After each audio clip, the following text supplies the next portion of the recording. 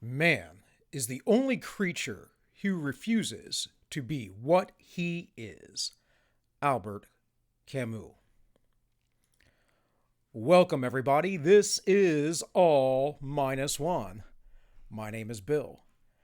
I'd like to apologize to you all for not getting anything more out last week.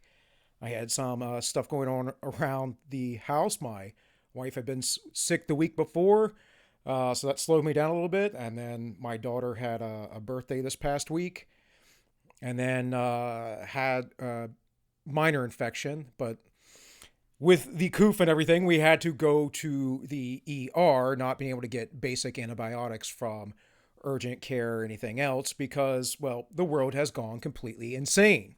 So, anyways, this week we are going to talk about politics and political persuasions based on personality. And we'll see how long we go with this, but I'm going to try and keep the time down on the videos a little bit better since I had some very long videos the other week. So if you enjoy this content, please like, share, and subscribe. It will help me grow. Share with your friends if they're like-minded or if they're not, or if they're open-minded enough to listen. So let's get started. So Camus was a absurdist. This is from Wiki. I'm just going to read real quick so you get some understanding of what he was. He was essentially a writer and a philosopher. And he's often considered an existentialist, but you could say he created his own philosophical outlook within absurdism.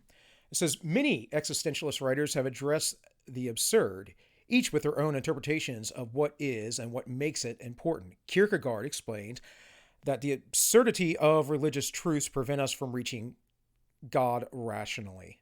Now, I disagree with Kierkegaard, but Kierkegaard came from a long background of certain church traditions that are not based in the first century. First century Christians would have taught that you come to God through the Logos, which is Christ. And that word Logos is where we get the word logic and reason and truth and word. And that God is that very logic, truth, and reason and word. And thus, the understanding of the Logos is first very rational, and there is an emotional experience or component to that. But Kierkegaard's mistakes aside, it says satire recognizes the absurdity of individual experience. Camus' thoughts on the absurd begins with his first cycle of books and the literary essay, The Myth of Sisyphus. Now, if you don't know what Sisyphus is, he was the doomed to basically to hell to push up a giant boulder on top of a hill and then have it immediately roll back down and just do this repeatedly over and over again for all of eternity. So obviously that's a bit absurd, much like the world we live in today. His major works on the subject. In 1942, he published a story of a man living an absurd life and l'étrange, I believe. I don't speak French, people. He also wrote a play about the Roman Emperor Caligula, pursuing an absurd logic, which was not performed until 1945, probably for various reasons. Anyways, I'm going to jump down here a little bit.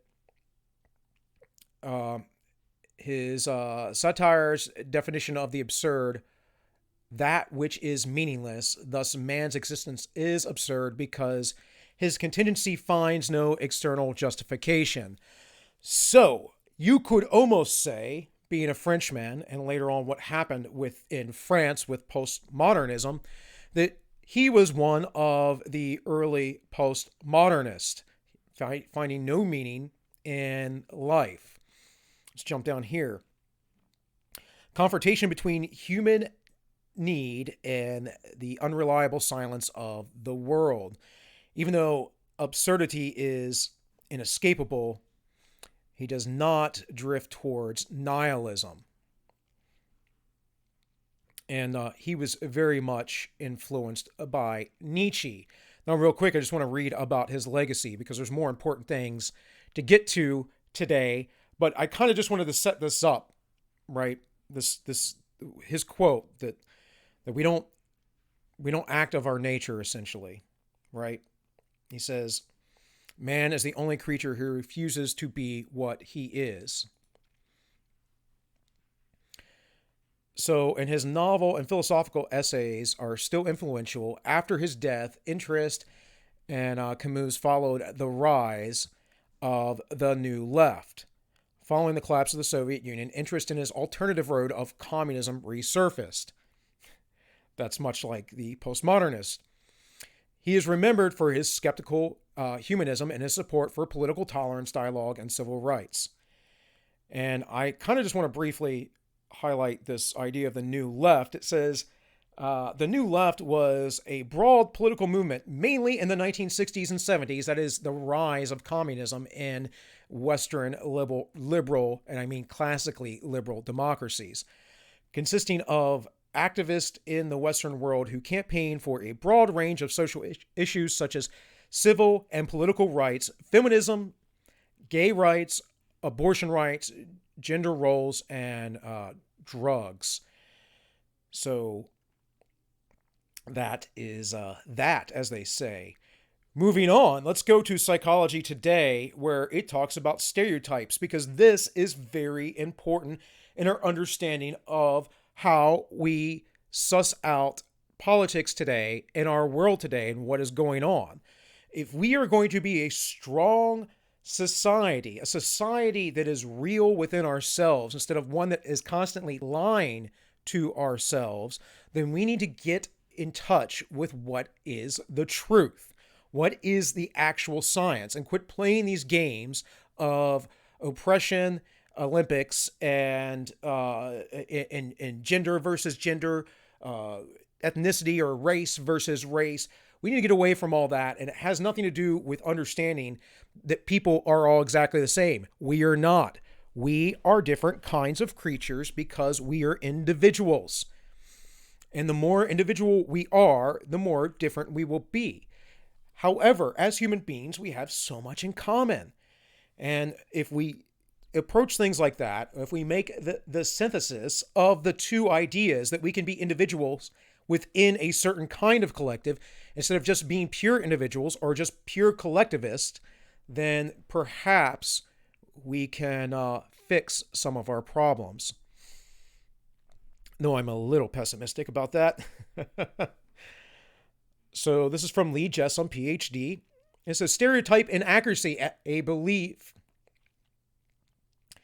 impervious to data. When are liberals anti-scientific? This was on August 1st, 2014.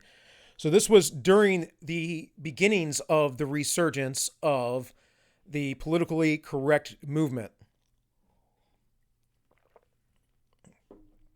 Now, if you do not recall, this politically correct movement came up sort of in the 60s and 70s to some degree, didn't do much, disappeared, came up in the 90s, the very early 90s, disappeared. But now with the internet culture, now with the internet age, it has grown exponentially. And a lot of that is generational and technological. So he says, before continuing, I request you to understand, sorry, mind closed until further notice. Like, nope, don't be closed-minded. Listen to what he has to say here. But we agree that being impervious to data is a bad thing, right? Liberals routinely rail against conservatives' supposedly anti-scientific stance, right? Liberals, in sharp contrast, don't ever oppose data and science, do they? Great. In that case, you'll be interested to discover that stereotype accuracy is one of the largest and most replicable effects in all social psychology. It actually has the highest correlation, I believe, of anything within the social psychology other than like the Big Five personality. So when you start talking about stereotypes, prejudice, right, prejudging, immediately the idea jumps to racism. Well, this is not about racism. This is about judging things on first principles. The fact that this is true has had almost no effect on the frequency with which social scientists claim, assume, or imply stereotypes are inaccurate. You probably find this hard to believe. After all, you have been told over and over and over that stereotypes are inaccurate. This has been part and parcel of the liberal project to fight oppression and prejudice. Because they are sucked into an ideology, they cannot think, right? They are possessed. I will continually say this. This is a theme of thought to think about. I certainly would be willing to change my position on this if you could show me evidence otherwise. But all of the scientific data, all of the sociopolitical data, and all of the random experiences I have amongst people account for this. So let's jump down here. Stereotype: a belief about characteristics of a social group. Note that what goes unsaid here. Stereotypes are beliefs. They are not attitudes, behaviors, media images, or anything else. They are also not defined as inaccurate. Such definitions are logically incoherent. See my prior blog entry. So, a belief, something in your head, is not a crime. The old idea of thought crime. It's just a belief. It doesn't mean you treat someone in a poor light. It doesn't mean you behave in a certain way. It doesn't mean whatever else it means. It just means you have a certain belief. For instance, if I said, I think all black people have ancestry in Africa, we could say that that's a fact. We could also say that that's a non-fact because some people who look similar but not quite the same genetically are aboriginals. But generally, as a stereotype, I would be correct. So we have to understand there are differences. I could say all Japanese people are Asians. Yes? I mean, that's a generally broad belief that I might have about Japanese people.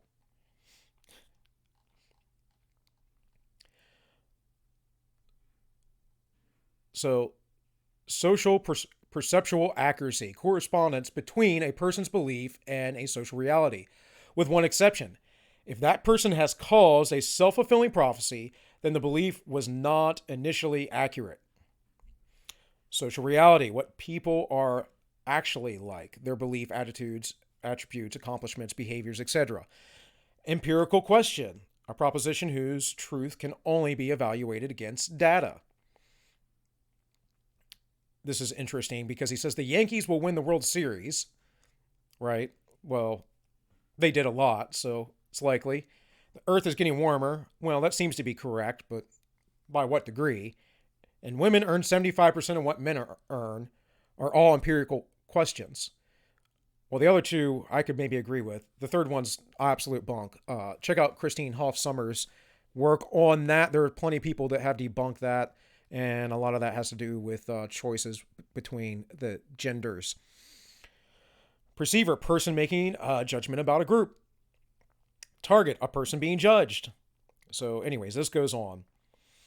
So then he talks about the type of stereotypes, consensual stereotype, accuracy, correlations. These are the correlations between groups of perceivers' average beliefs about a target group and a target group's actual characteristics.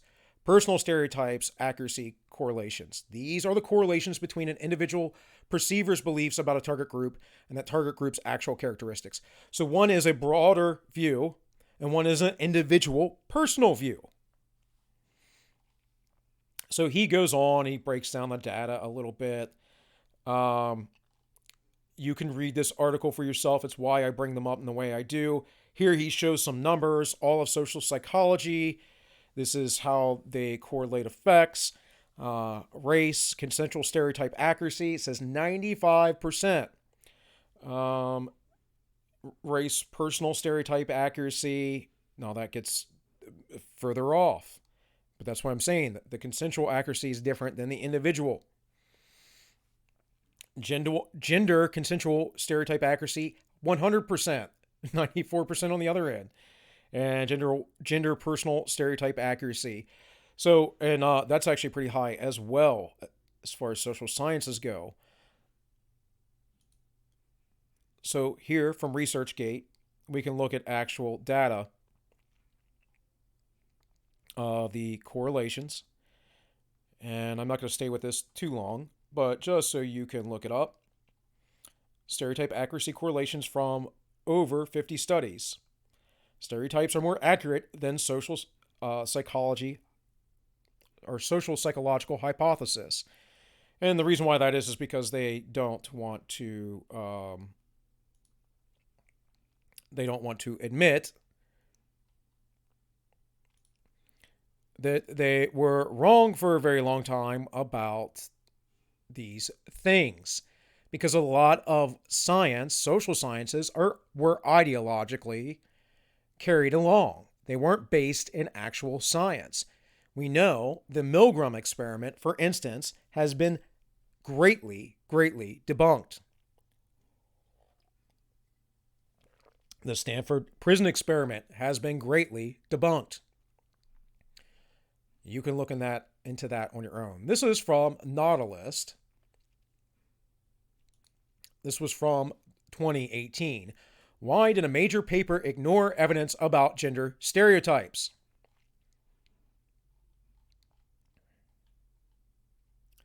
So it says, let's start a quiz. Who is more likely to vote for Donald Trump in 2016, men or women? Who is more likely to commit a murder, men or women? Who receives higher grades in high school, boys or girls? Who is more likely to be labeled as having some sort of behavior problem in elementary school, boys or girls? Now, you know the answer to all these. They provide the answer down here, but obviously men, obviously girls, and obviously boys. We know these things. The reason why the social justice warriors, the communists, the feminists, the intersectionals, whatever you want to call them, the postmodernists need to drill it into your children's head, need to indoctrinate them when they're young, is because they need to take over their very basic thought production, their minds, the biological intrinsic heuristics that are built in that people have to make quick, snappy judgments about reality. And if you don't think that this is brainwashing people, I don't know what to tell you, but I've shown you some stuff already where it is very clearly brainwashing. We will get into some other stuff later on this week or next week about that specifically, but make no mistakes. They have to get these children indoctrinated when they're so young in order to have control of their minds, because reality is not what they are trying to put out there. And we can also back that up historically through centuries of documentation. People will argue, well, no, that's the patriarchy and whatever else. That's also your ridiculous excuse to turn things over, flip them on their heads, and essentially, rewrite that history. But commies like to do such things.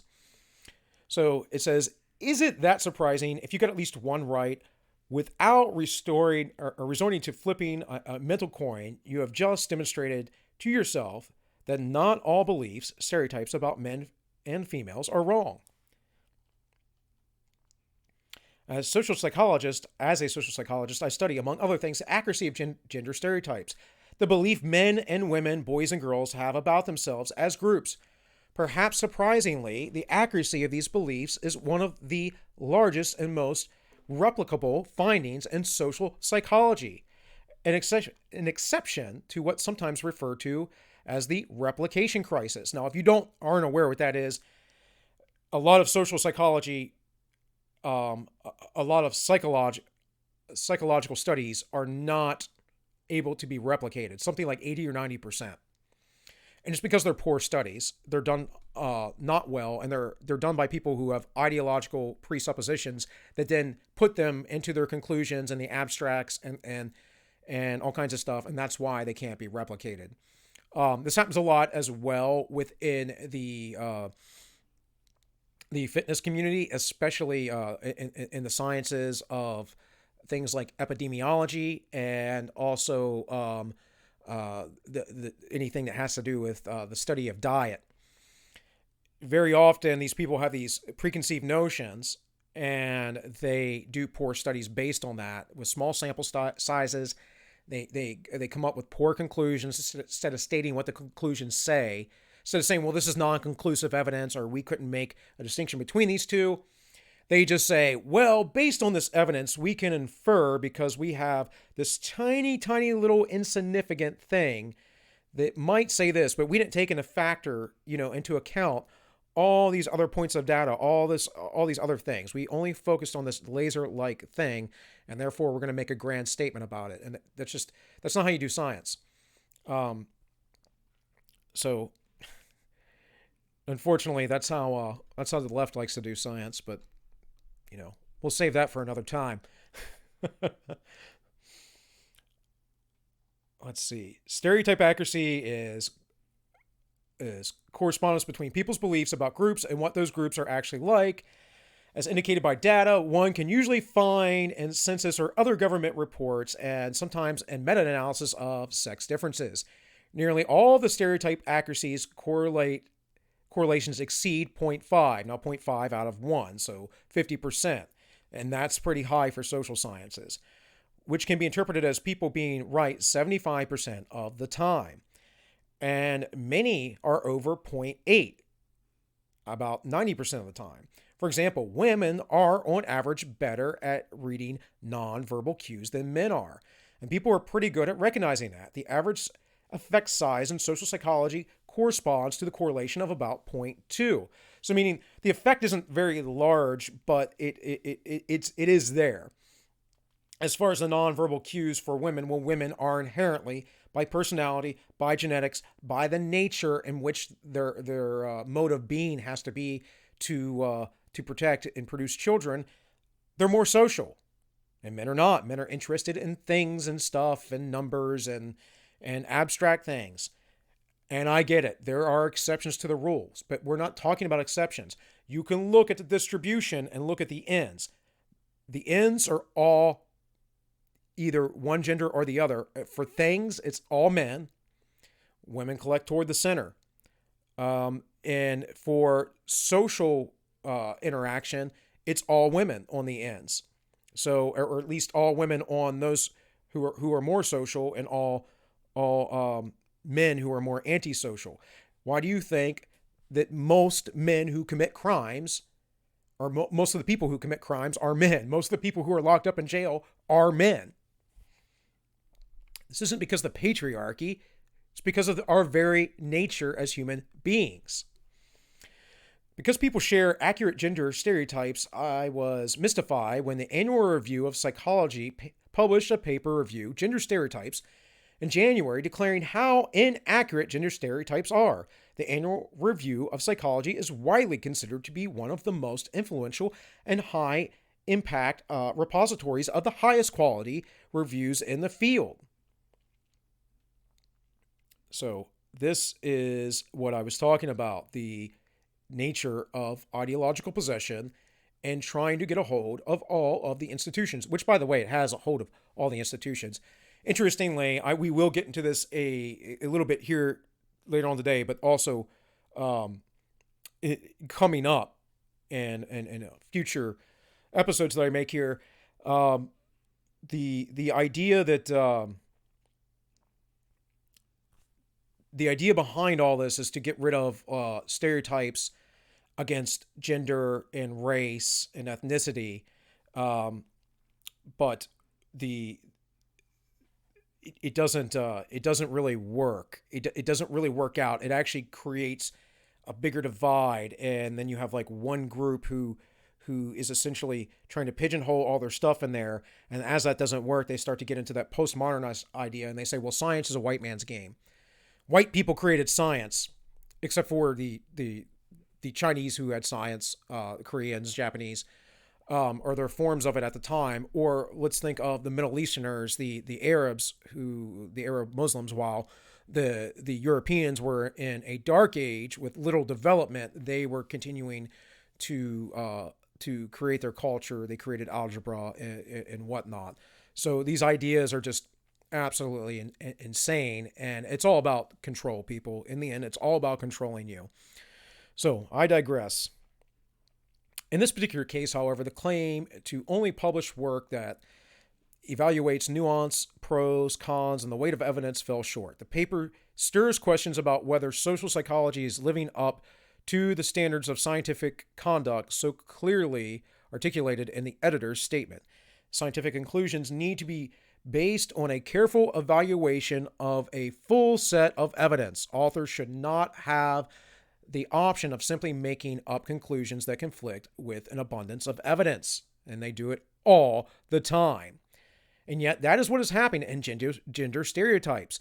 The paper's author, a social psychologist, stuck to studies of gender stereotypes with effects in the range of around 0.2, offering no explanation as to why the more powerful studies, 16 in all from 11 papers, demonstrated gender stereotype accuracies were excluded. Despite citing over 100 articles, the Annual Review of Psychology paper did not cite a single one of these papers, nor did she cite any of the several reviews of the evidence on gender stereotype accuracy.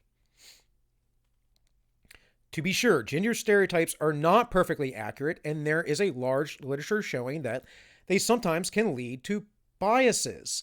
For example, one famous study found that faculty in STEM evaluated a male applicant for a lab manager position more positively, an identical female applicant, and another found faculty in STEM were much more likely to hire a female applicant to a faculty position than an identical male applicant. Studies of bias weren't being taken seriously. Anyway, so this goes on. Again, you can read it. I have other stuff I want to get to. It does have sources listed. Let's look at this. This is from Aeon. Truth and stereotypes. Social scientists dismiss them, but rather than being universally inaccurate, stereotypes are often grounded in reality. So it says Lee Jessom, who I was reading from earlier, is a professor of social psychology at Rutgers University in New Jersey. He has published widely on social perceptions, accuracy, self-fulfilling prophecies, and stereotypes. His latest book on social perceptions and social reality, Why Accuracy Dominates Bias and Self-Fulfilling Prophecies. So, again, I won't go through this whole thing, but I just want to get into a little bit of the weeds here so you guys can see that this is not some crazy idea I came up with. This is actually there in the world. It's out there. I'm sure if you listen to me, you are a moderate or right-leaning or something, and you probably understand most of these things. However, there is a whole world of people that want to brainwash you and your children to think otherwise. There are good reasons for the bad reputation of stereotypes, which may give rise to malevolent propaganda about groups. Disproportionate media representation of African Americans as criminals. I don't know about all that, but okay. Women as fit for nothing but child rearing and homemakers. I don't think that is correct either. At least I don't see the media propagating African Americans as criminals. In fact, if anything, when they are actually committing crimes, they're trying to say, well, they didn't have a choice. They didn't have whatever. They want to remove their responsibility. But we'll get into that, into how left-leaning, or what we now call liberal biased, left biased is actually a racialism, a racist type idea, an idea of supremacy, and they think that African Americans, black people in the United States or elsewhere, are not capable of taking care of themselves, which is the idea of soft bigotry of low expectations.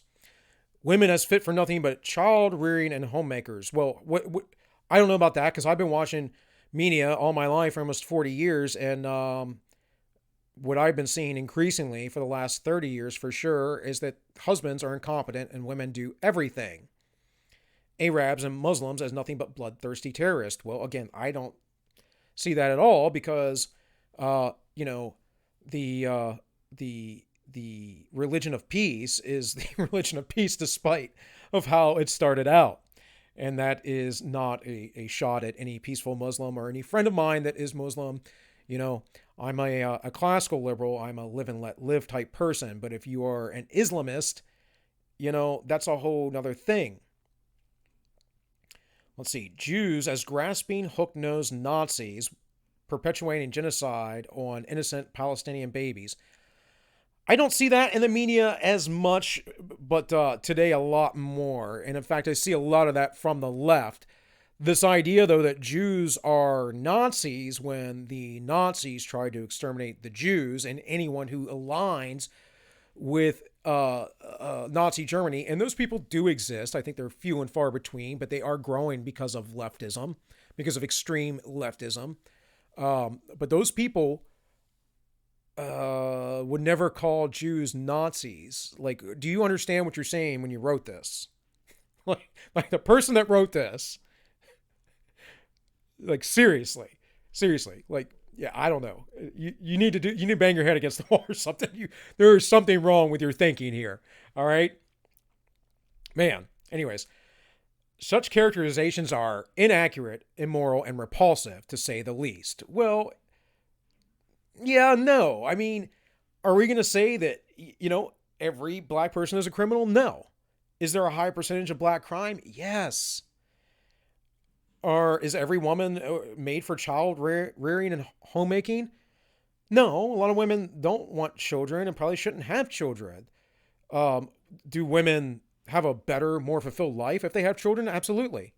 And a lot of them are based on the numbers, based on the studies, the social science studies are a lot happier when they're home. Arabs and Muslims, that whole thing. I mean, again, like, and this whole like Jews being Nazis thing. I mean, give me a break. But anyways, you get the point though. They do this purposefully. They flip everything around, flip it on their head. They try to say the media has these biases put out there when really the media has control of everything, and the left-wing bias is funneling this into your mind and your children's mind. But as biased and destructive as these images may be, many stereotypes, fixed characterizations of specific groups turn out to hold kernels of truth. All right, so in fact, even if vicious stereotypes are always inaccurate, that hardly disproves what most everyday people think of African Americans, women, Jews, Muslims, or any other group, like white men, right? Like, how about we talk about that one? Because that's a group that gets demonized a lot for some crazy reason. I don't know. Anyways. These are some questions much like the last article.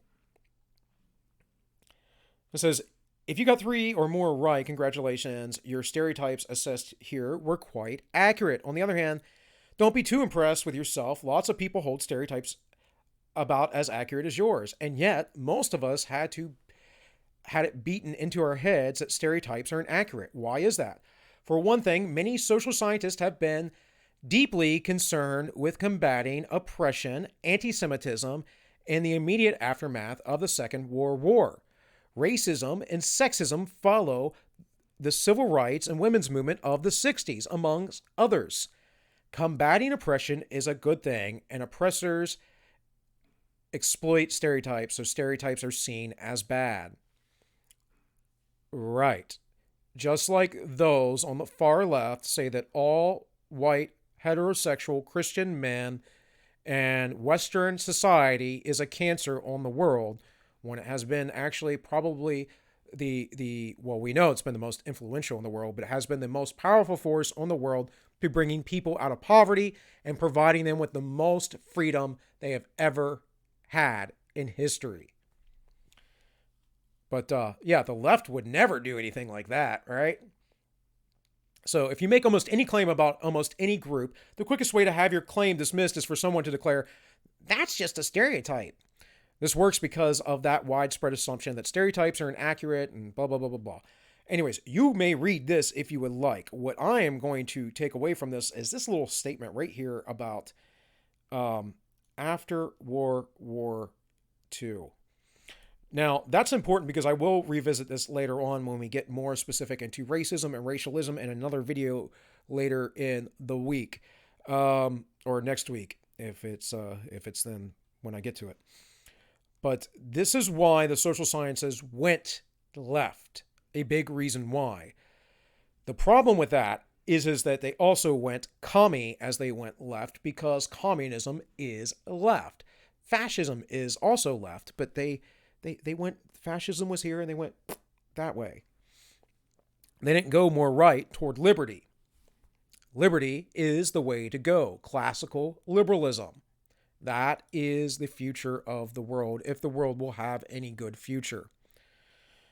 So, character and context. This is from spsp.org. This is from 2016. Stereotype accuracy is one of the largest and most replicable effects in all of social psychology. So I keep using the same author, and forgive me for that. These are not from the same publications, though. The long-standing, illogical, incoherent emphasis on stereotype inaccuracy. Psychological perspectives once defined stereotypes as inaccurate, casting them as rigid rationalizations of prejudice, out of touch with reality, and exaggerations based on small kernels of truth. Right? That goes all the way back to 1954. The other ones, Lippmann, 1922. That's right here, 1922, 1921, 1954. 79. These common definitions are untenable. Almost any belief about almost any group has been considered a stereotype in empirical studies. It is, however, logically impossible for all group beliefs to be inaccurate. This would make it inaccurate to believe that two groups differ or that they do not differ. So this is postmodernism. That's what this comes from. So again, you can read the deeper aspects of this, but I'm going to go over some highlights real quick. Over 50 studies have now been performed assessing the accuracy of demographic, national, and political and other stereotypes. Stereotype accuracy is one of the largest and most replicable effects in all of social psychology. They found that fewer than 5% of all effects on social psychology exceed basically a deviation of 0.5. In contrast, nearly all consensual stereotypes accuracies correlate, and about half of all personal stereotype accuracies correlations exceed 0.5. Evidence from both experimental and naturalistic studies indicate that people apply their stereotypes when judging others approximately rationally. When individuating information is absent or ambiguous, stereotypes often influence person's perceptions. So, I mean, that's pretty easy. Like, I'm not going to assume that you're let's take race or anything out of it, like gender or whatever. I'm a man, let's say another white man. Let's say he's wearing clothes that are tattered and torn up and dirty, and his hair's all frazzled everywhere. He's very unkempt. And I walked toward him and he asked me for some change. Now, I would assume that he's probably homeless. But maybe I get in a conversation with him and I say, well, I don't necessarily do that, partner. I don't carry cash. Maybe I can help you out. Maybe I can get you some food or whatever. And he goes, oh, no. I just need change for the soda machine over here if the dollar thing isn't taking money. And I go, oh, okay. Well, sorry, I didn't mean to, oh, no. And then the guy looks at himself and says, obviously this is an absurd scenario, but let's think about it. Let's think it through real quick. And he goes, oh, he goes, no, I get it. I look homeless. Yeah, I get it. No. I just haven't, I just don't care about, the way I dress or whatever.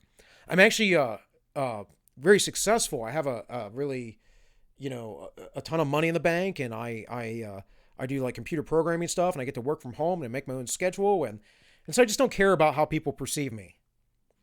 So who was in the wrong there? Would I be in the wrong to come up and assume that that man was homeless?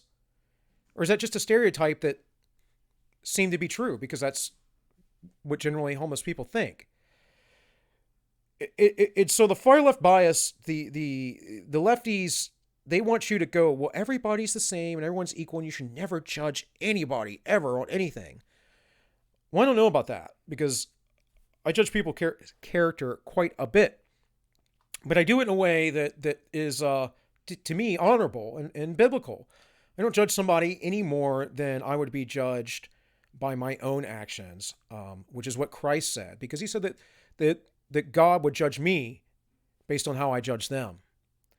And that kind of judgment isn't a poor judgment. We need those things. We make judgments all the time about people that we need to make. Are they scamming us? Are they good people to be around? Do they have our best interest in their mind? When you make friends with somebody, it's because you've made a judgment of them. You have a certain prejudice that drew you toward them because obviously you don't get to know them for a while. I mean, it's the same with romantic relationships. This is just a common human thing. But see, the far left wants to get rid of humanity. They want you to not realize that you have a nature. So let's get back to this real quick. The evidence for both experimental and naturalistic studies indicate that people apply their stereotypes when judging others approximately rationally. I already read that. So there are only a handful of studies that have examined whether the situation in which people rely on stereotypes when judging individuals increases or reduces personal perception accuracy. Although those studies typically show that doing so increases personal perception accuracy, there are too few to reach any general conclusion. Nonetheless, that body of research provides no support whatsoever for the common presumption that the ways and conditions under which people rely on stereotypes routinely reduce persons' perceptions accuracy. So again, we can go through all this, but I have a couple things I want to get to, and I don't want to make this like an hour and a half long video like the last one I did. And for those of you that stuck in there for that whole thing, man, thank you so much. So again, this is this gentleman, Lee Jessam, would be the expert on this to some degree, and this is from Psychology Today. Disclaimer: political bias is about science. Liberal bias and psychology are bad for the sciences, but liberals are not bad. This is 2014. So again, I've been aware of this because I've studied personality psychology for so long now. I was a fan of Jordan Peterson's. If you hate Jordan Peterson, I don't know what to tell you, because the dude is very smart and brings in many things. Maybe you just can't understand his perspective, and that's fine. That's probably a personality thing. I'm a person very open as far as the big five goes, and I have high intellect. That has nothing to do with IQ. That is just that is a secondary aspect of the big five, and so that lends me toward that that kind of artistic, abstract kind of thinking. So it says, my upcoming series focuses on liberal bias as a distorting force in the science of social psychology. This is not because, one, liberals are generally more immoral, incompetent, or biased than anyone else. They are no worse than anyone else in this regard. I would not fully agree or disagree. I would say that there's evidence to suggest that the further left you get, the more libertine and hedonistic you get, and therefore the less moral you are. But that is also based on a personal standard and a Christian first century metaphysics standard. Liberals generally have more biased and distorted views of science than do conservatives. They don't. So again, he's saying they're not any less immoral or incompetent or biased, and their views aren't any more distorted. I'm not sure that we can suss that out correctly. I think it depends on what camp you're in, and we're going to get to that as well today. So it says, my series focuses on liberal bias rather than conservative bias because there are so few non-liberals in social psychology. Again, they run the institution. So when they talk about racism and they say institutional power, well, who holds the institutional power? Well, the neolibs do. There are more Democrats across the country. There are more Democratic voters than there are Republican voters. The neocons are essentially the same as the neolibs, and that's just the way that they fool you. Is they say, well, we are Republicans. Look at what they do. They both do the same thing. Okay? Academia is almost fully full of left-wingers. We know that. And then the media. Look at legacy media. Look at Hollywood. Look at legacy news. They all have the institutions. So for left-wingers to say that white heterosexual males have the institutions, you are absolutely, absolutely insane. You're not an objective person. What institutions do they have? Look at all the woke scold and woke speak. Look at all the BLM stuff. And I've already told you, about that. That's just a communist movement that uses that saying to get your emotions, and use you as a useful idiot to raise money so that they can bring in their communist utopia where they murder probably 90% of the people in the United States, because that's what happens. Anyways, why are there so few conservatives in social psychology? That's a complex question, one which I will address in a series. However, one strong contender is that the hostility to non-liberals and to the idea that liberals see as threatening to their core values. And that would be it. See what they do. If you don't listen to their collective ideas, you are then shunned. That's what cancel culture is about. This dude is actually literally quoting a paper here from 2012. So there's a few links. You can look at this. This is very short, by the way. So the point is not that liberals are bad. History has vindicated some of liberals' major accomplishments over the years. I don't think so.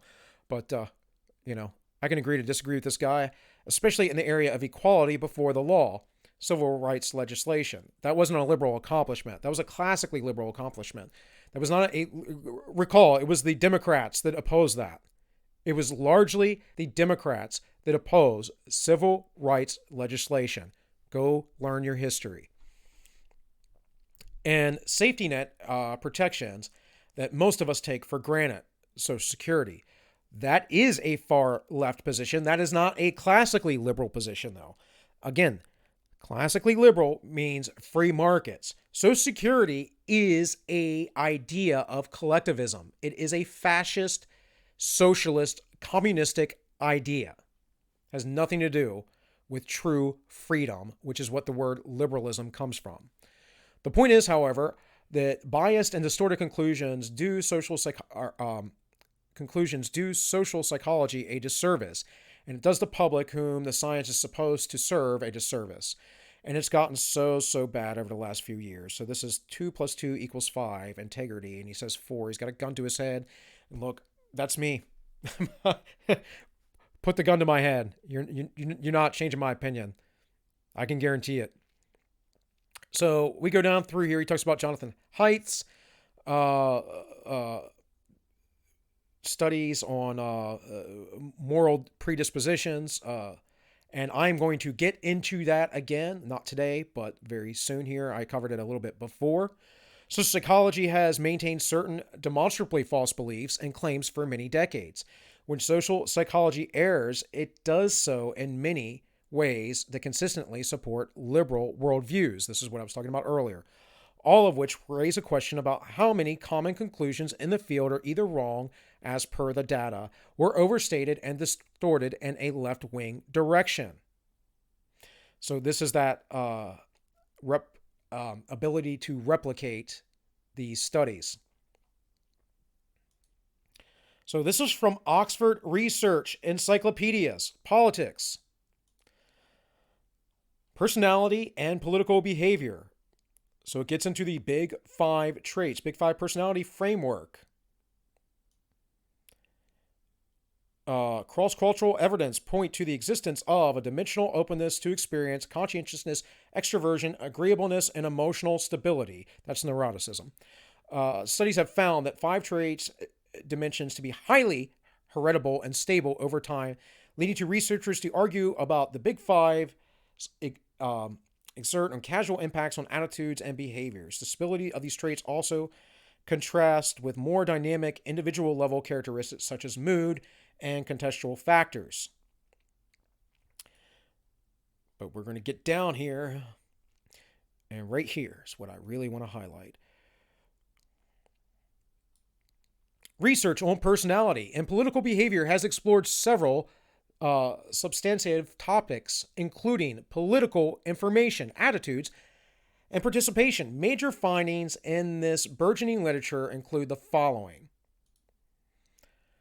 Political interest and knowledgeable citizens tend to exhibit high levels of openness to experience. Me, like 98th percentile.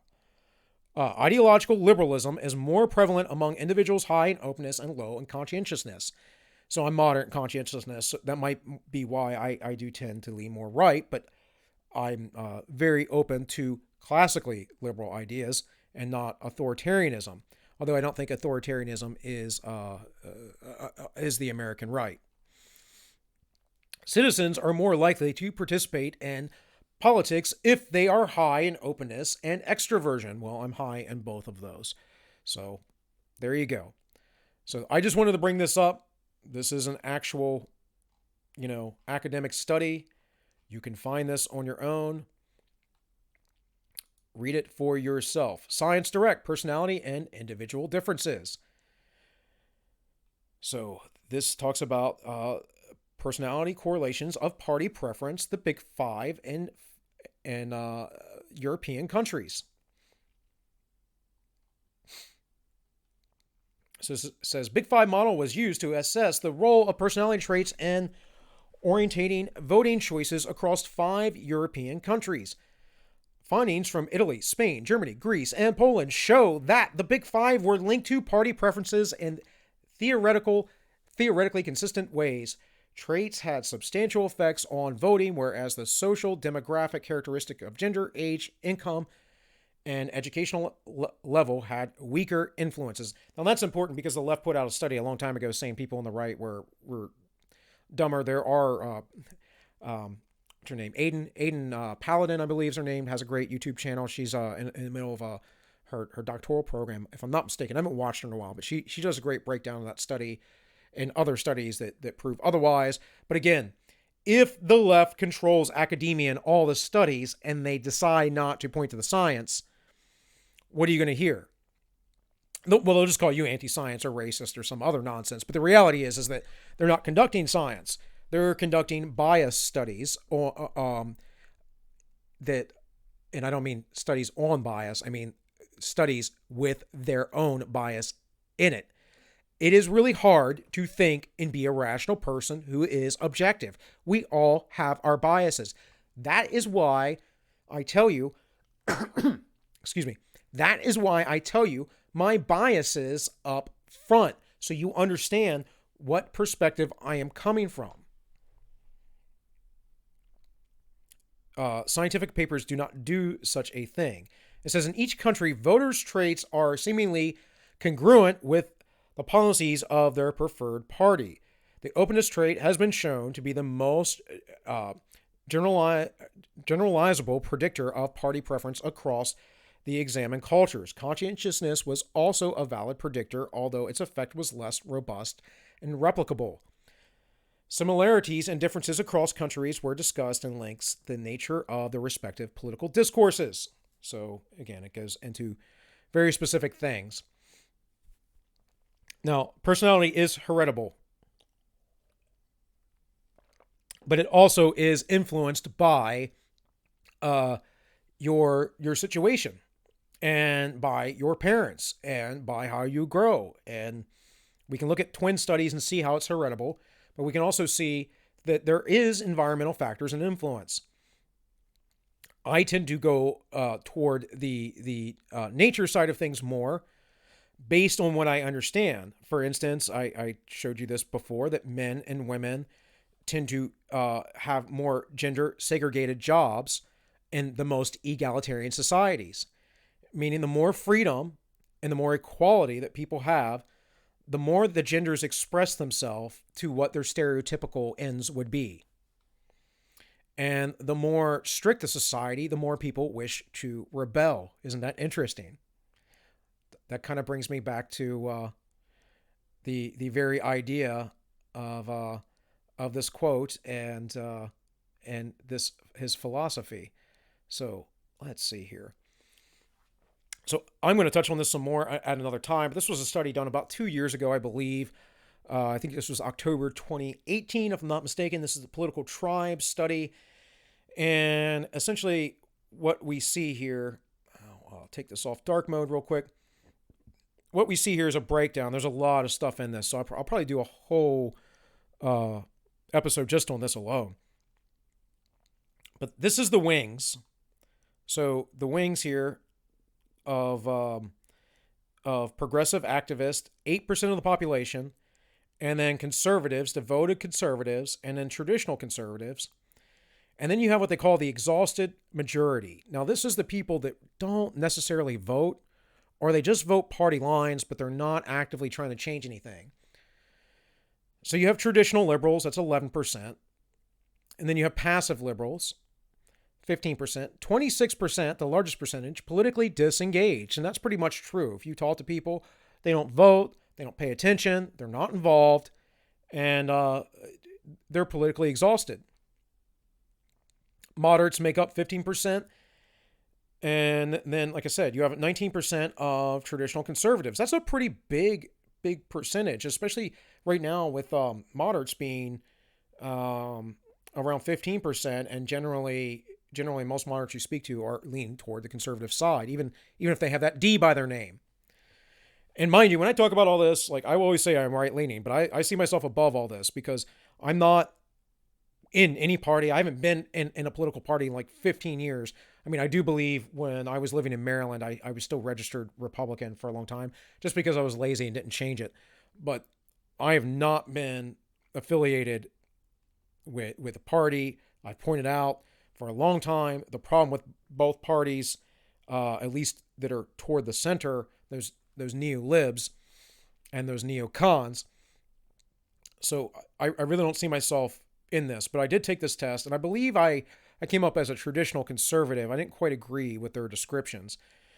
So let's read them real quick, and then we'll move on. It says, progressive activists are deeply concerned with issues concerning equality, fairness, and Americans' direction today. They tend to be more secular, cosmopolitan, and highly engaged with social media. We're going to come to that. Traditional liberals, 11%, tend to be cautious, rational, and idealistic, meaning you might not be rational. It says rational, but you might not be rationally inclined towards the perspective of what human beings are. Idealism, utopianism, that kind of stuff. They value tolerance and compromise. They place great faith in institutions, all those institutions that are corrupted, right? And I also showed that with Peter Boghossian, James Lindsay, and Heather Penrose's work. There's all kinds of stuff we can get into, guys. All kinds of stuff. I only have so many hours in the day. Passive liberals, 15% of the population, tend to feel isolated from their communities. They are insecure in their beliefs. They try to avoid political conversations. They have a fatalistic view of politics and feel that the circumstances of their lives are beyond their control. Those are the people that think that the government's just running everything and they have no real say. And that's a lot of people. A lot of people.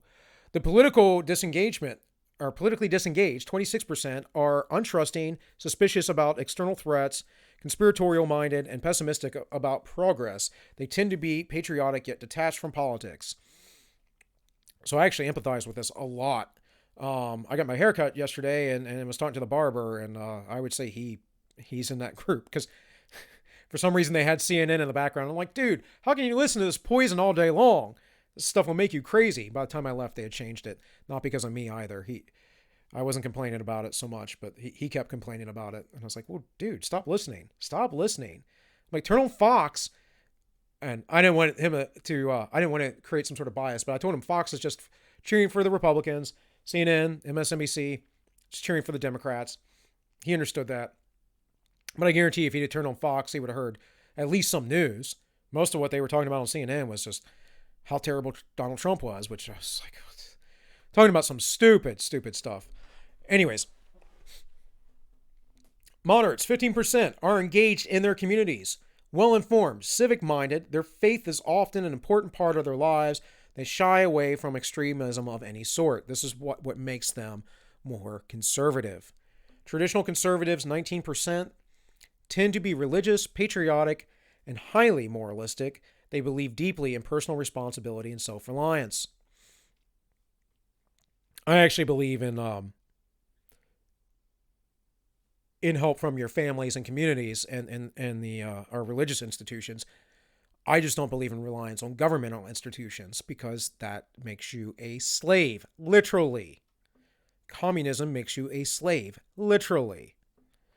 Anyways, devoted conservatives are deeply engaged with politics and hold strident, uncompromising views. They feel that America is embattled and they perceive themselves as the last defenders of traditional values that are under threat. So real quick, I'm not even going to read this whole thing. This was in the Washington Post, I believe in November 2018. White liberals dumb themselves down when they speak to black people, a new study contends. So yeah, this was in the Washington Post, but there was a study behind it. Here is the Association for Psychological Science, and it actually brings up this very paper from the Washington Post. It says right here, read the whole story on the Washington Post. Like, this is the pandering you see from like Joe Biden. This is Kamala Harris sitting there saying that when she was in college, she was smoking pot, listening to Tupac and Snoop Dogg, magically with her time machine 2 years before either one had ever released an album. Because she was on Charlamagne's show, The Breakfast Club, and needed to pander to the black community. This is Joe Biden and all of the ridiculous gaffes he says. This is Hillary Clinton and her hot sauce in her purse or her pocket, that she always has hot sauce on her. AOC did this. AOC started saying, y'all, and whatever else, talking and pandering to black people. It's because they're racist, people. They're actual racists. They actually believe in the inferiority of people of African ethnicity. I thought I had that pulled up right, but no big deal. So NCBI, again, another actual academic paper, preferences and beliefs in group favoritism.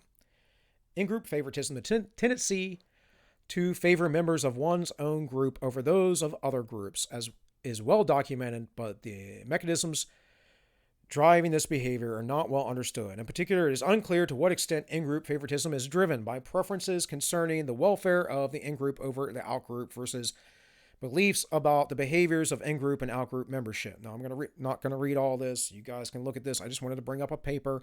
People study this stuff. And here's the thing. It's not that hard. The in-group favoritism has to do with evolutionary psychology. It would have to do with a biological perspective, right? If you are a person in a tribe, you are going to take care of that tribe first.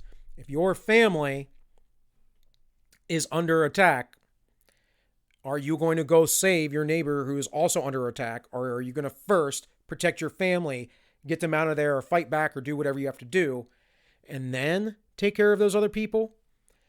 I said I was at the barber the other day. We talked about this briefly, that he was talking about, they said something about, the world or helping out the other countries in the world, or, giving foreign aid or whatever. And he goes, man, it's so stupid. We got problems here in our own country and da-da-da-da-da. And I'm like, yeah, that's kind of Trump's thing. Right. And, I'm like, yeah, it's kind of like, you don't go and, excuse me, you don't go and not pay your rent or your mortgage and then go pay somebody else's. And he goes, you're right. He's like, if you're like 3 months behind on your rent, you're not going to give your money and go pay someone else's off. And it's like, exactly. And so with that is kind of why we have in-group preferences. It doesn't make you a racist, people. It just means you prefer, people you know, that you have ties with. And your ethnicity is a very distinct biological thing. And also cultural thing as being part of your heritage. So it just makes you normal, makes you a human being. So here, I have this brought up. I'm going to get more into this tomorrow, more specifically from this article. But this is what we find out. This is from a little blog called Ace of Spades. I have no idea what his beliefs are or anything else, but he does have an AllMinucOne quote up here, so I do like that. It says, here's a pair of related findings seeking to determine if whites were more racist than any other race in America. The author surveyed members of all races to determine if and to what extent people preferred to deal with their own race than with others. The data did not find whites had more of a preference for whites than blacks, for blacks, and Hispanics for Hispanics. In fact, it found that whites had less preference for whites than non-whites did for their own races, which is really weird. And it's all because of the social culture idea of, oh, you're going to be an evil racist if you think it's okay to be white. If you support, your cultural heritage. And by the way, I don't know anybody of other ethnic groups. Of course, I wouldn't be friends with somebody who had racist beliefs, which is what I think if you're just saying white people are evil and whatever. But I mean, truly racist beliefs, not left-wing, institutional cultural power. The left has all the institutional cultural power and has been dictating it for 100 years in this country. Anyways, so if we look at this graph, we can see in-group bias with blacks. That's the first one here. Hispanics, the second. Asians. So they're all relatively close. And then you go to white liberals, and it's a negative correlation. And then you go to just whites, non-liberal whites, and it's actually less than the other groups, but it's nothing crazy. And so we scroll down a little bit, and mean in-group bias scores among whites. Positive, negative scores denote in-group preferences bias respectfully. So the more liberal you are, the more you hate yourself and your whiteness. So that's like Robin DiAngelo, because she's actually a racist. She says she's a racist. She says that you too have to be a racist if you are not accepting that you are a racist.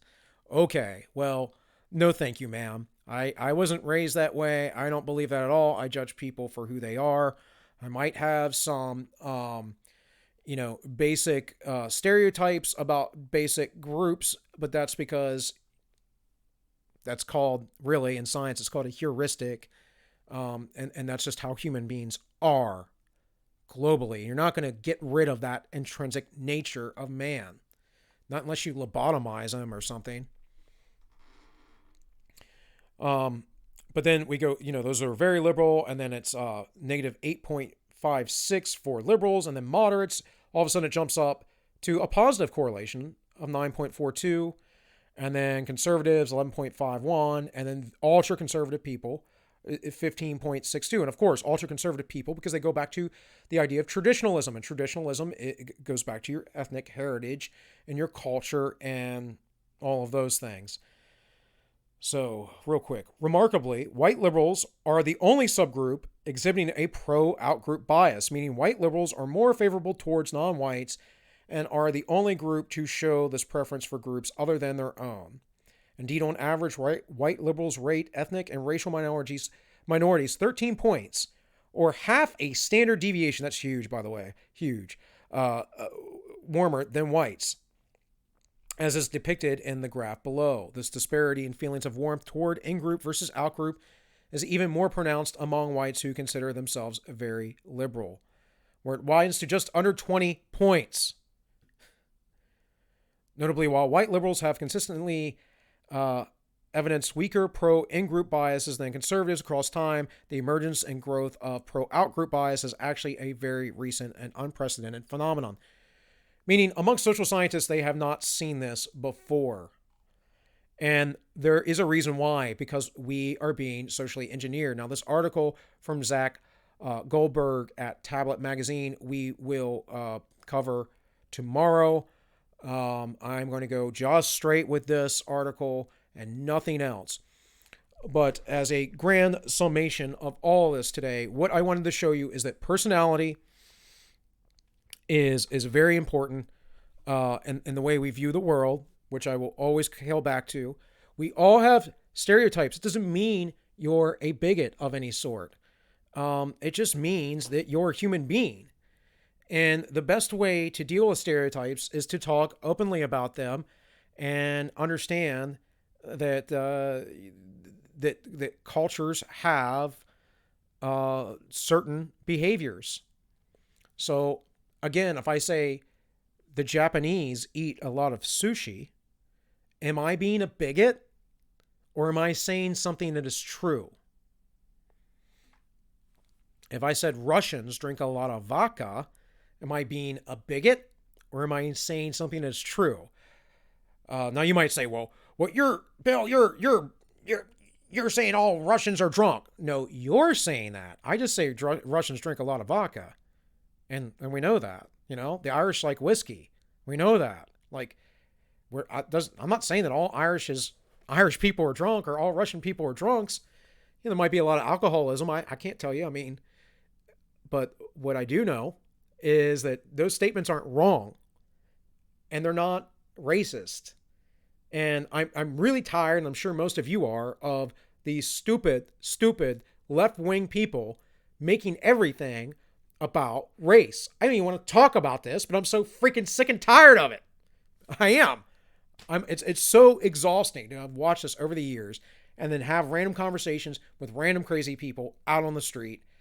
And it's like you completely deny your whole existence and the existence of humanity.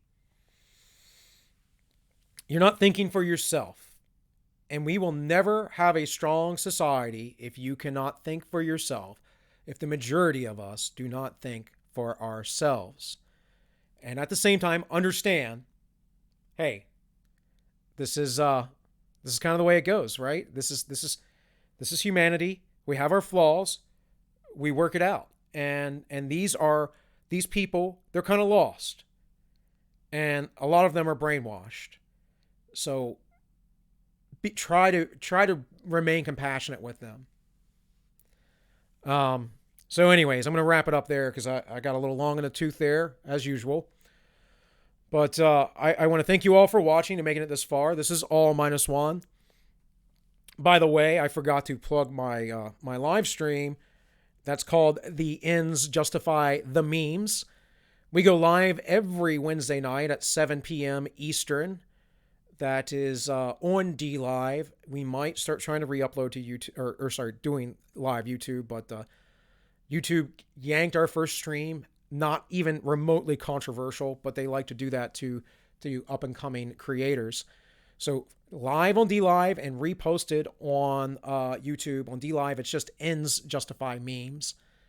And thank you all for watching. Please remember, like, share, and subscribe. And be well.